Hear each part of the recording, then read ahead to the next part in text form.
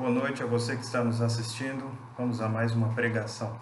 Esses tempos de crise, momento de fortalecer a sua fé. E o fortalecimento da fé vem também por ouvir a pregação da Palavra de Deus. O sermão de hoje está baseado no texto de Deuteronômio, capítulo 8. Abra sua Bíblia e acompanhe conosco a leitura que faremos do texto de Deuteronômio, capítulo 8, nos versículos 1 até o versículo 9.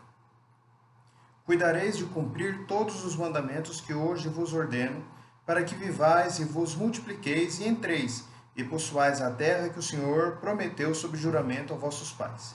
Recordar-te-ás de todo o caminho pelo qual o Senhor teu Deus te guiou no deserto estes 40 anos, para te humilhar, para te provar, para saber o que estava no teu coração, se guardarias ou não os seus mandamentos.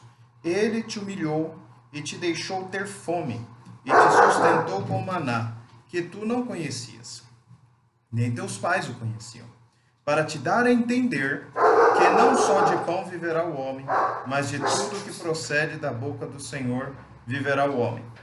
Nunca envelheceu a sua veste sobre ti, nem se inchou o teu pé nestes 40 anos. Sabe, pois, no teu coração que como o homem disciplina o seu filho, assim te disciplina o Senhor teu Deus. Guarda os mandamentos do Senhor teu Deus, para andares nos seus caminhos e o temeres. Porque o Senhor teu Deus te faz entrar numa boa terra, terra de ribeiro de águas, de fontes, de mananciais profundos, que saem dos vales e das montanhas. Terra de trigo e cevada, de vides, figueiras e romeiras, terra de oliveiras, de azeite e mel. Terra em que comerás o pão sem escassez, e nada te faltará nela. Terra cujas pedras são de ferro, e de cujos montes cavarás o cobre. Amém. Você deve estar pensando sobre tudo aquilo que está te aguardando neste momento de crise. Escassez de dinheiro, nós estamos preocupados com a nossa economia. Escassez de leitos nos hospitais, nós estamos preocupados com a saúde pública. Nós estamos preocupados com os lugares que as pessoas com uma crise mais aguda na sua respiração, graças ao Covid-19, o coronavírus, que está se alastrando pelo mundo, contagiando as pessoas, fazendo vítimas idosas e crianças e jovens. Ninguém está imune ao novo coronavírus. Ninguém está imune a ser contagiado. Crente fica doente, idoso fica doente, jovem fica doente, homem fica doente, mulher fica doente, gente que trabalha na saúde fica doente. São preocupações naturais no momento de crise em que nós estamos vivendo. Mas há uma preocupação a mais. E esta preocupação a mais que eu gostaria de te trazer não é algo para você somar as suas preocupações, mas para você refletir todas essas preocupações sob um novo ângulo. Como você sairá desta crise? Você já pensou como nós sairemos dessa crise? Porque a verdade é que nós nunca mais seremos os mesmos. Nós seremos pessoas diferentes. Como sairemos desta crise? Isso não é algo para ser pensado amanhã, mas para ser pensado hoje. Isto é algo para que nós possamos refletir neste exato momento. E gostaríamos que refletíssemos isto à luz do texto que nós acabamos de ler. É interessante que, ao comentar esta passagem, Warren Wiersbe faz uma comparação extremamente pertinente com relação à palavra provar. Quando nós pensamos que Deus prova, nós logo comparamos a ação de Satanás em tentar. E nós até nos perguntamos qual é a diferença entre provação e tentação. E aqui, Wiersbe, no seu comentário bíblico do livro de Deuteronômio, traz-nos uma clareza que, ao comparar a provação à tentação, nós conseguimos enxergar com bastante objetividade a ação de Deus na provação. Como que Deus prova? Como o diabo tenta? Ou com que objetivo Deus prova e com que objetivo o diabo tenta? Muito simples. O diabo nos tenta para tirar de nós o pior. O diabo nos tenta para mostrar e para nos revelar o quanto nós somos egoístas e mesquinhos. Deus nos prova para nos fazer melhores. Essa é a grande diferença. O diabo nos tenta para nos mostrar que somos piores. Deus nos prova para nos fazer melhores. É isso que Deus estava fazendo neste texto. Quando Moisés vem trazer este discurso, e aqui nós estamos no capítulo 8 deste longo discurso de Moisés, 40 anos se passaram em que o povo de Israel caminhou pelo deserto, ficou girando, dando voltas, e não ia para a terra prometida e nem voltava para o Egito. 40 anos. E lá nas colinas de Moabe, próximos à entrada da terra prometida, Moisés vem falar daquilo que Deus fez com o povo de Israel. E o que Deus fez com o povo de Israel? Deus provou. Deus provou. E a aprovação de Deus durante toda esta caminhada no deserto, fruto sim da desobediência, mas também Deus estava usando essa mesma desobediência para abençoar seu povo. E como ele faz? Por incrível que pareça, Deus abençoa seu povo por meio da provação. Ele abençoa seu povo provando para nos fazer melhores. Quando o povo de Israel entrou no deserto, ele entrou com algumas características, alguns defeitos. Quando este povo saiu do deserto, ele tratou muito destes defeitos. Ele resolveu muito daquilo que ele precisava resolver, mas ele resolveu no deserto, no meio da provação, no calor que fazia com que eles desejassem o Egito, no momento de fome, no momento de escassez, no momento de sede, neste ambiente em que a morte era companheira diária, diuturna dos israelitas. Assim como nós hoje vivemos com medo da morte, com medo da enfermidade e até com medo de espalhar a morte.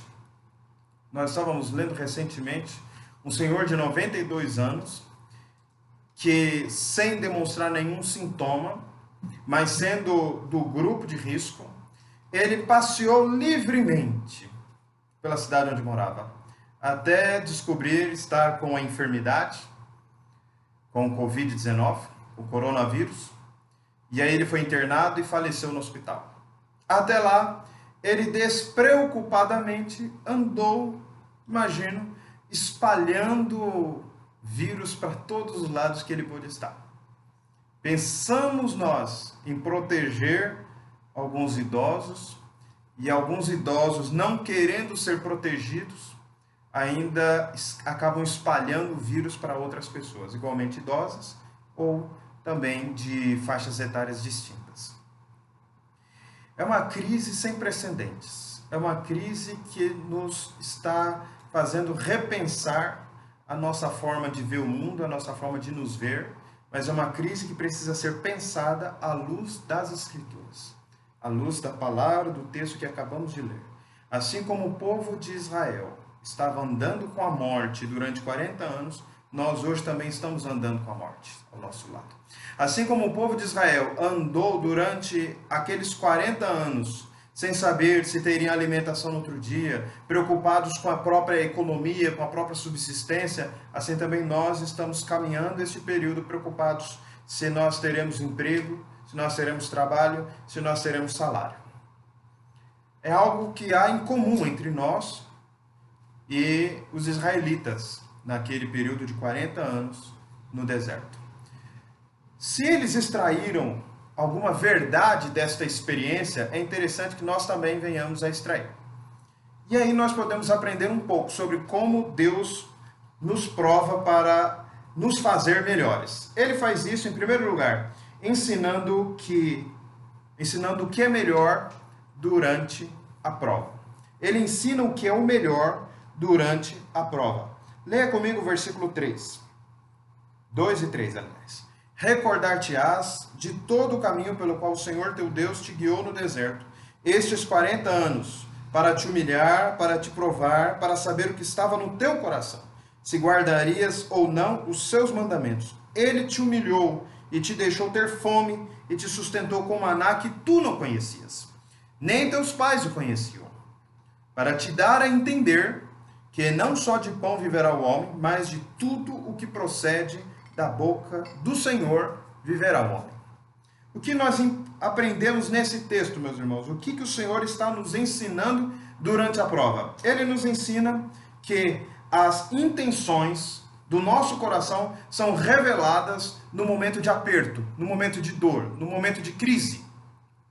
Pessoas que nós olhávamos para elas e pensávamos, essa pessoa pensa no próximo, essa pessoa pensa no seu vizinho, essa pessoa pensa nos seus colegas.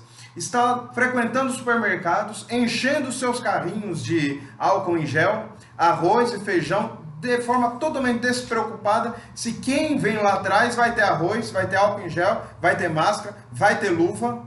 Ele não está preocupado. Ele está preocupado apenas na sua própria sobrevivência. A crise revelou que ele era profundamente egoísta. Antes da crise, pode ser que nem ele mesmo tinha a dimensão do tamanho do seu egoísmo. Foi na crise que ele aprendeu quão egoísta ele é. Ele pode continuar a ser egoísta, ele pode elogiar o seu egoísmo, mas ele tem de reconhecer que ele é um egoísta. A crise também revela as nossas intenções para nós mesmos. Se a situação de aperto revela qual é a nossa intenção, as intenções do nosso coração, aquilo que está no nosso coração, nós podemos aprender com certeza que nós somos objetos desta revelação. Deus conhece aquilo que estava no nosso coração, se guardaria ou não os seus mandamentos. Mas por vezes nós nos iludimos, achamos que nos conhecemos e nós não nos conhecemos.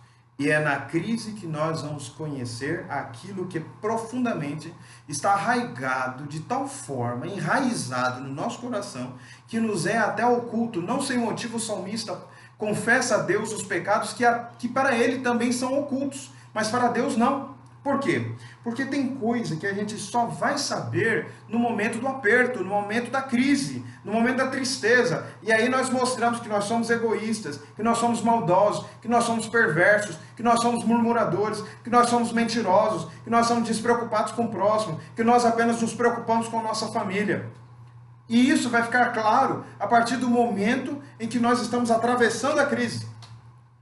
Israel, quando saiu do Egito, e se ele tivesse passado apenas 40 dias, ele teria saído do Egito e entrado na Terra Prometida. Mas ele teria levado o Egito com ele para a Terra Prometida. Sabe por quê? Porque Israel saiu do Egito, mas o Egito não saiu de Israel. Levou 40 anos para os israelitas aprender a viver sem o Egito na sua cabeça, sem o Egito no seu coração. E a cada aperto que vinha, eles demonstravam as saudades que eles tinham da época em que eles eram escravos. Sim, porque até na escravidão é possível termos uma sensação de conforto e de segurança. E não sem motivo, meus irmãos, nós encontramos os israelitas falando: ah, que saudades da cebola do Egito, ah, que saudade dos alhos do Egito. Ninguém comenta a respeito da saudade que ele tinha de levar chibatada no lombo. Mas eles se lembravam das cebolas e dos alhos. Por quê? Porque estavam com saudades. O Egito precisava sair deles. Eles precisavam reconhecer que o Egito não ficou para trás. Eles precisavam conhecer em profundidade esta realidade que estava no coração deles. As nossas intenções também são reveladas para Deus. Mas você que está aí me ouvindo, eu espero que faça essa pergunta. Gentilmente você vai fazer essa pergunta só mentalmente. Possivelmente, se estivéssemos conversando particular, você faria essa pergunta para mim, que é a seguinte: se Deus sabe aquilo que iria acontecer, por que Ele esperou acontecer? Por uma simples razão.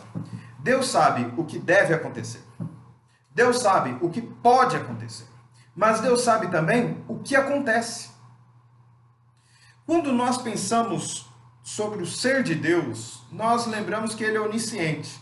Ele conhece todas as coisas. Mas Ele não conhece todas as coisas apenas em potência, ou seja, aquilo que pode ser. Ele também conhece aquilo que é. E aquilo que é, para ser conhecido por Deus como aquilo que é, precisa acontecer. Parece um negócio meio complicado, não é verdade?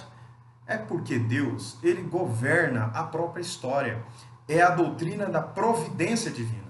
Às vezes nós pensamos apenas na doutrina dos decretos de Deus, mas nós devemos lembrar que Deus não apenas decretou tudo o que acontece como um poder legislativo, mal comparando, mas ele também conduz a história como um poder executivo, mal comparando também.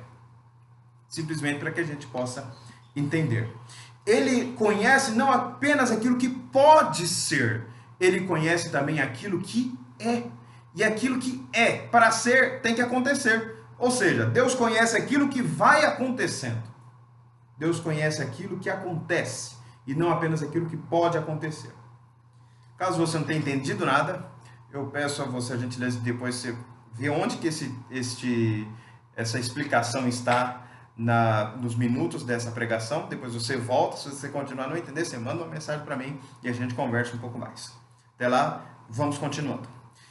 Ele, Deus, também nos ensina que as nossas intenções são reveladas pelas pessoas ou para as pessoas que nos cercam.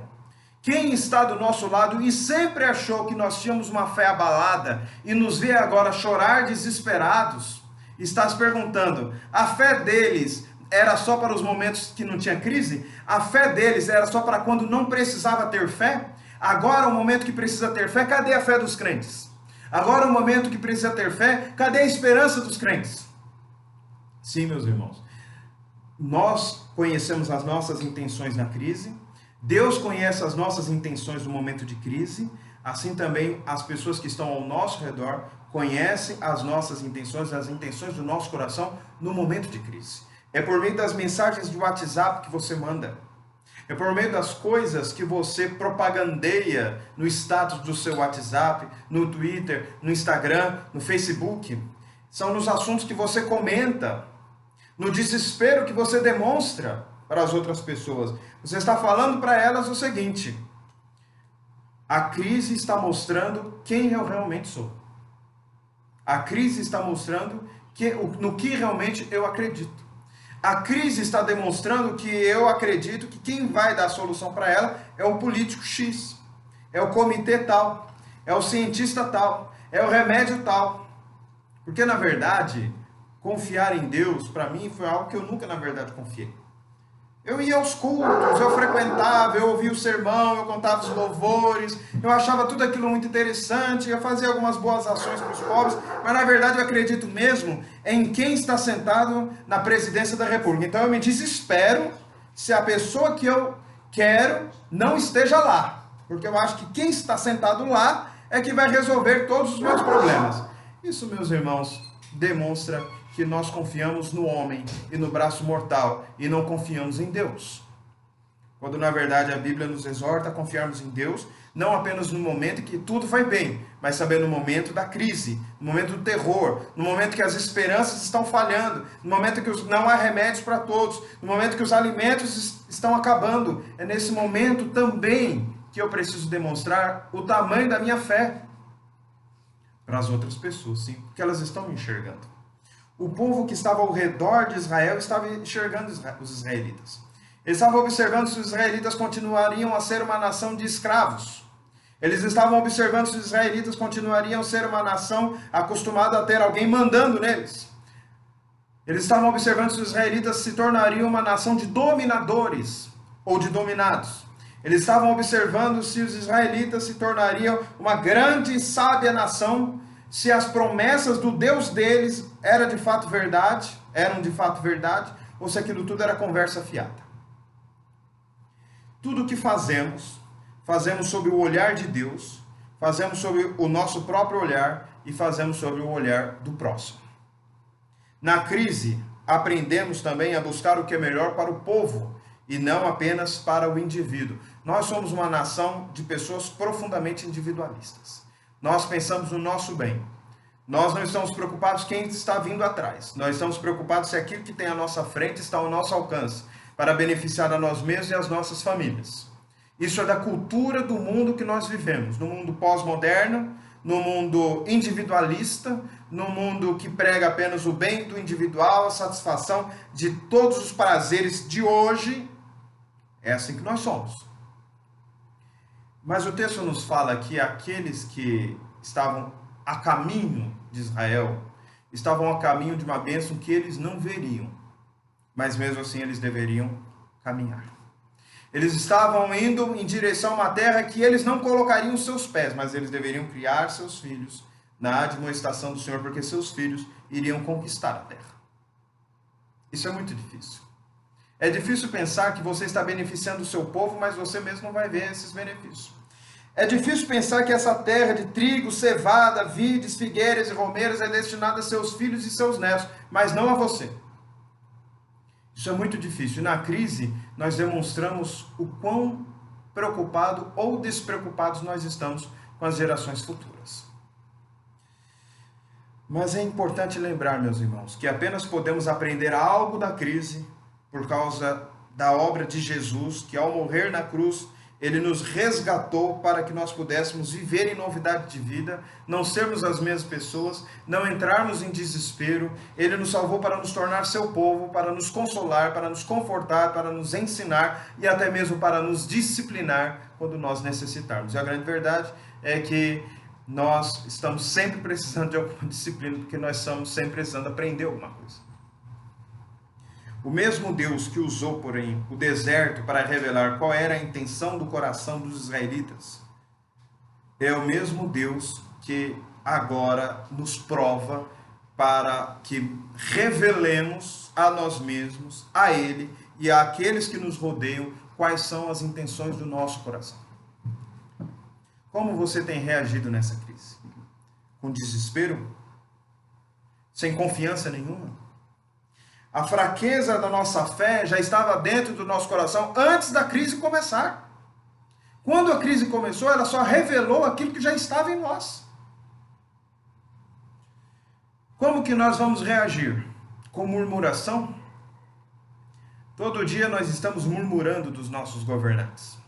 Nós estamos murmurando daqueles que estão nos governando. Nós estamos falando mal das pessoas que exercem a autoridade do nosso país. Isso tem sido bastante corriqueiro.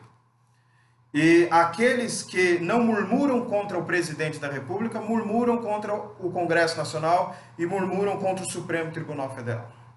Aqueles que murmuram contra o presidente da República normalmente valorizam o Congresso Nacional e o Supremo Tribunal Federal.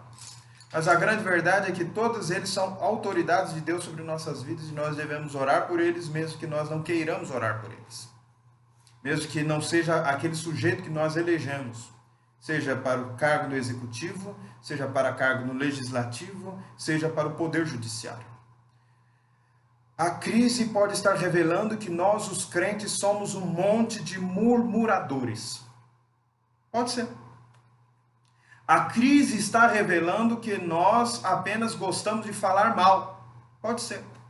A crise está revelando que nós apenas compartilhamos no WhatsApp coisas ruins, mensagens desconexas, mensagens que depõem contra o Evangelho. Pode ser também. A crise está servindo para revelar que tipo de crente há no Brasil.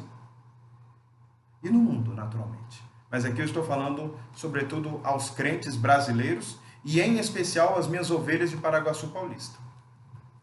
A crise pode estar revelando que nós não somos homens e mulheres de oração, somos homens e mulheres de murmuração. E quer você tenha votado ou não nas pessoas que estão nos governando, e quer você goste ou não daquilo que está acontecendo, a verdade é que tudo isso está colocando para fora o que estava bem guardado dentro de nós. E a grande pergunta é, nós vamos tentar esconder isso que está tudo saltando dentro de nós? Ou nós vamos transformar tudo isso nos pés de Cristo? Reconhecer que nós precisamos aprender muito de Deus na crise. É isso que nós precisamos fazer, meus irmãos. Hoje nós estamos apenas iniciando a mensagem. Vou dividir esta mensagem em partes. Estamos no 24º minuto de pregação. Hoje nós vimos que o diabo nos tenta para extrair o pior.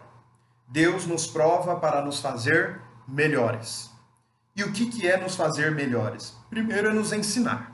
E o que ele nos ensina? As intenções são ensinadas. Ele nos ensina as nossas próprias intenções, a reconhecer aquilo que está dentro de nós. Porque são nos momentos de aperto da vida que nós revelamos aquilo que nós somos realmente. Nossas intenções são reveladas para nós mesmos, nossas intenções são reveladas para Deus, nossas intenções são reveladas para o próximo. No momento de crise, nós estamos aprendendo sobre nós mesmos.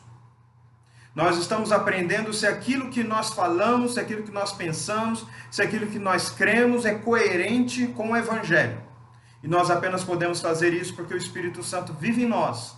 E o Espírito Santo inspirou esta palavra. E o Espírito Santo agora nos ilumina para que nós tiremos uma chapa de nós mesmos, para que nós nos avaliemos para ver se de fato nós estamos agindo como crentes no meio da crise.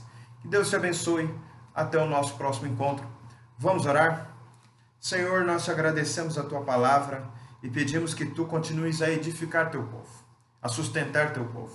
Que este momento de crise seja um momento em que tua igreja seja edificada, que tua igreja seja fortalecida e que a tua igreja possa saber mais de si mesma e conhecer mais a ti. Nós te oramos em nome de Jesus. Amém. Agora você aí na sua casa vai dar continuidade no culto doméstico, você vai orar, vai cantar um hino, vai participar. Se você não sabe que hino canta, que hino você vai cantar, cante o hino 32. Cante o hino 32 no nosso hinário presbiteriano. Somente ponho a minha fé. Não, tu és fiel, Senhor. No próximo culto você canta o hino 93. Somente ponho a minha fé. Deus te abençoe. Até o nosso próximo encontro.